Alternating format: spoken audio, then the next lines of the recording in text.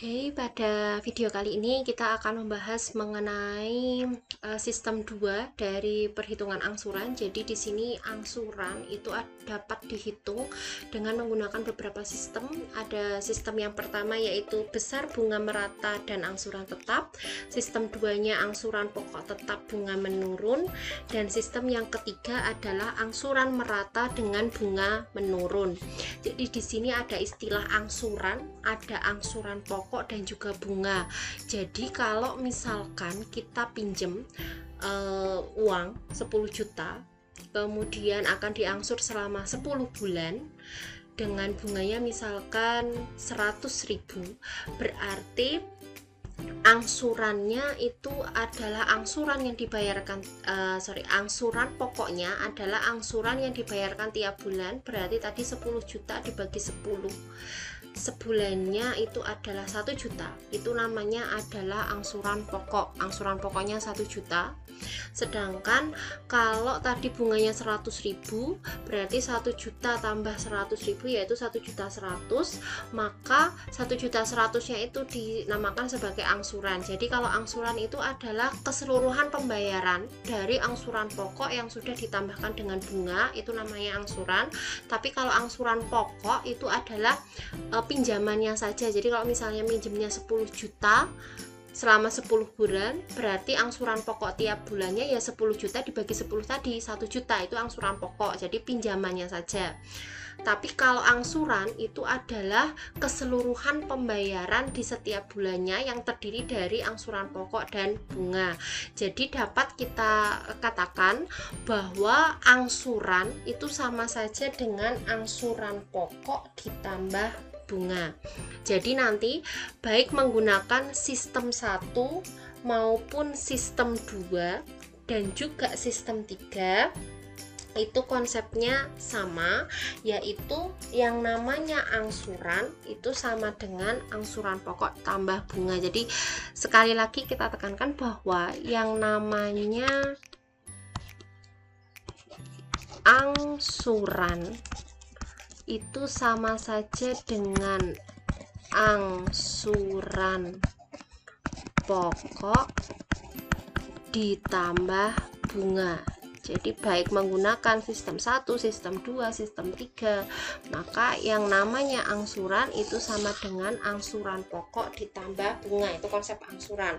Jadi sekali lagi, angsuran pokok adalah pokok pembayarannya saja dari pinjaman, tetapi kalau angsuran itu adalah keseluruhan pembayaran yang dibayarkan. Baik, kita langsung saja ke sistem yang kedua.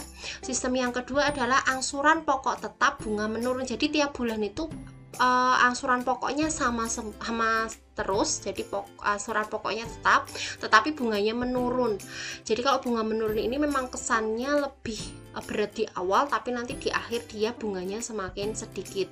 Nah, karena angsuran pokok tetap bunga menurun, berarti nanti angsuran tiap bulannya otomatis juga akan menurun besarnya. Nah, dalam sistem ini besar bunga dihitung dari sisa pinjaman, sedangkan angsuran pokok pinjaman tetap. Jadi jika pinjaman P dengan jangka waktu N bulan dan suku bunga B, maka setiap bulan besarnya angsuran pokok adalah P per N, sedangkan bunga dihitung dari sisa pinjaman. Jadi ingat, untuk sistem 2 ini besar bunga dihitung dari sisa pinjaman. Nah, ini untuk membuat tabel angsurannya. Jadi ada kolom angsuran ke 1, 2, 3, 4 dan seterusnya, kolom besar bunga, angsuran pokok dan juga sisa pinjaman. Di sini terlihat bahwa angsuran pokoknya tetap, tetapi nanti besar bunganya menurun menurut sisa pinjaman. Jadi di sini ada teorema 2, misalkan kredit sebesar P dilunasi dalam jangka waktu N bulan, suku bunga B persen dengan bunga menurun mengikuti sisa pinjaman, maka besar angsuran ke K, besarnya bunga pada angsuran ke K, jumlah seluruh angsuran atau PN, dan jumlah seluruh bunga atau BN diberikan dengan rumus-rumus sebagai berikut. Jadi besar angsuran ke K, misalnya besar angsuran ke 5, berarti kita mencari A5 dengan menggunakan rumus ini. Besar bunga angsuran ke K berarti BK, rumusnya B kali P kali N min K plus 1 per M. Jadi B kecil itu adalah suku bunganya, kemudian P itu adalah besar kreditnya atau pinjamannya, N adalah lama meminjam, K adalah angsuran keberapanya. Jadi itu untuk mencari besar bunga angsuran ke K. Jumlah seluruh angsuran bisa disimbolkan PN, rumusnya ini, dan jumlah seluruh bunga disimbolkan PN, rumusnya yang di sini. Jadi ini kalau kita mencari besar angsuran, besar bunga angsuran, jumlah seluruh angsuran, dan jumlah seluruh bunga bisa menggunakan rumus ini. Nah, untuk contohnya, Dinda mengambil kredit 18 juta rupiah dari sebuah bank dengan jangka waktu pelunasan 12 bulan dan dengan suku bunga 4% per bulan menurun menurut sisa pinjaman. Jadi di sini bunganya menurun menurut sisa pinjaman, itu adalah kata kunci dari sistem yang kedua. Bunganya menurun menurut sisa pinjaman. Jadi berapakah besarnya? Yang pertama angsuran ke-5, bunga angsuran ke-7, jumlah seluruh angsuran, jumlah seluruh bunga, dan yang terakhir adalah membuat tabel seluruh angsuran. Nah, untuk pertanyaan poin A sampai D itu bisa dikerjakan dengan menggunakan rumus ini. Jadi kalau yang dicari angsuran ke-5 berarti kita mencari A5. Yang ditanyakan bunga angsuran ke-7 berarti kita mencari B7. Kemudian jumlah seluruh angsuran, karena di sini diangsur selama 12 bulan, berarti sama saja kita mencari P12, dan jumlah seluruh bunga adalah B12. Nah, maka untuk poin A sampai D bisa dicari dengan menggunakan rumus yang ada di sini. Nah, sekarang kita coba mengerjakan dengan membuat tabel seluruh angsuran. Nah, tabelnya yang ini ya. Jadi di sini ada ini. Nah, kolom angsuran ke, besar bunga, angsuran pokok, dan juga sisa pinjaman. Kita buat angsuran ke, kemudian tadi ada besar bunga, lalu ada angsuran pokok,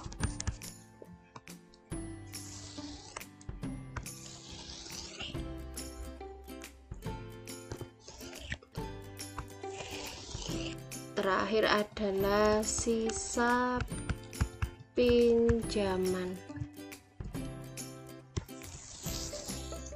Oke, kita buat angsuran yang pertama. Tadi kalau soalnya meminjam 18 juta rupiah selama 12 bulan, berarti setiap bulannya adalah 18 juta dibagi 12. 18 juta kalau dibagi 12 itu adalah 1.500.000, maka angsuran pokok tiap bulannya adalah 1.500.000. Kemudian besar bunga, tadi suku bunganya adalah 4% per bulan, berarti bulan pertama 4/100 dikalikan. Nah, sisa pinjamannya kan masih utuh minjemnya, berarti pengalinya adalah 18 juta. 4% kali 18 juta berarti ini kita coret gini, 18 kali kan 4 itu adalah 72 berarti 720.000. Nah, yang namanya angsuran ke-1 berarti angsuran pokok ditambah bunga, yaitu 1.500.000 tambah 720.000 yaitu 2.220.000. Nah, sisa pinjamannya tadi minjemnya 18 juta, sudah dibayarkan 1.500.000, berarti 18 juta dikurangi 1.500.000 itu adalah 16.500.000. Ini angsuran yang pertama. Angsuran yang kedua, nah angsuran pokoknya tetap pada angsuran kedua itu ya, angsuran pokoknya sama karena tadi sistem yang kedua angsuran pokok tetap yaitu 1.500.000, sedangkan besar bunganya 4%. Nah, dikalikannya dengan sisa pinjaman berarti dikalikannya dengan 16.500.000. Bedanya dengan sistem yang pertama itu dia selalu sama, jadi angsuran pokoknya sama, besar bunganya juga sama terus. Tapi kalau yang di sistem 2 ini dia bunganya menurun menurut sisa pinjaman, maka pada angsuran kedua pengalihnya bukan lagi 18 juta tetapi sisa pinjamannya. Berarti ini kita coret. Nah, 165 kali 4 itu berarti 660.000, sehingga angsuran yang kedua 1.500.000 ditambah 660.000 berarti 2.160.000. Maka sisa pinjamannya tadi sudah dibayarkan 1.500.000 berarti sisanya tinggal 15 juta, yaitu 16.500.000 dikurangi 1.500.000. Oke, kemudian angsuran yang ketiga. Angsuran ketiga angsuran pokoknya tetap sama yaitu 1.500.000. Kemudian besar bunganya berarti 4% dikalikan sisa pinjaman. Sisa pinjamannya adalah 15 juta sama dengan, berarti ini adalah 600.000, berarti 1.500.000 tambah 600.000 adalah 2.100.000. Jadi ini angsuran yang pertama ya. Ini saya kasih garis saja. Nah, kemudian sisa pinjamannya 15 juta kurangi 1.500.000 jadi 13.500.000. Oke, kita lanjut ke angsuran yang keempat. Angsuran yang keempat berarti angsuran pokoknya tetap yaitu 1.500.000. Kemudian ini 4%, 4/100 dikalikan sisa pinjamannya yaitu 13.500.000 itu sama dengan ini ada jadi berapa ya, 540.000, berarti 1.500.000 tambah 540.000 adalah 2.040.000 dengan sisa pinjaman 13.500.000 dikurangi 1.500.000 yaitu 12 juta. Jadi itu untuk angsuran yang keempat. Untuk angsuran kelima, 6, 7 sampai di sini angsuran ke-12 karena waktu pelunasannya 12 bulan. Cara menghitung besar bunganya sama. Nah, sekarang kita cermati. Bunga angsuran pertama 720.000, angsuran kedua 660.000, angsuran ketiga 600.000, angsuran keempat bunganya 540.000. Kalau kita lihat kan bunganya juga berpola dengan selisih 60.000. Maka kalau setiap kita menghitung pasti nanti hasilnya juga akan selisihnya 60.000, berarti bisa kita tuliskan untuk angsuran kelima, angsuran ke-6 berarti di sini bunganya 540.000 kurangi 60.000 adalah 480.000. Berarti angsuran ke-6 di sini bunganya jadi dikurangi 60.000 juga 420.000. Angsuran pokoknya tetap 1.500.000, di angsuran ke-6 juga 1.500.000. Berarti ini kalau dijumlahkan maka selisihnya ini juga akan 60.000 juga, berarti 1.980.000,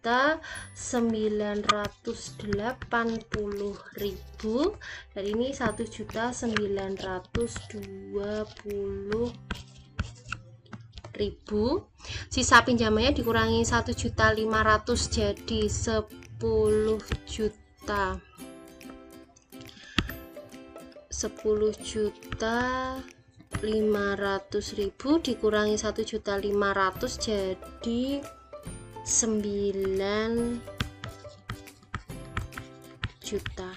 Nah, ini untuk angsuran pertama sampai ke 8. Padahal kita diminta membuat tabel seluruh angsuran. Berarti kalau pelunasannya 12, angsurannya 12 kali, berarti kita buat tabel sampai angsuran ke 12.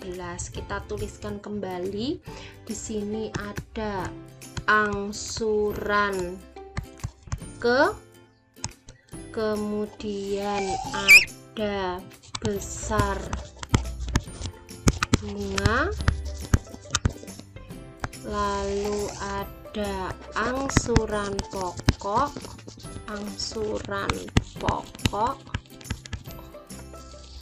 dan yang terakhir adalah sisa pinjaman.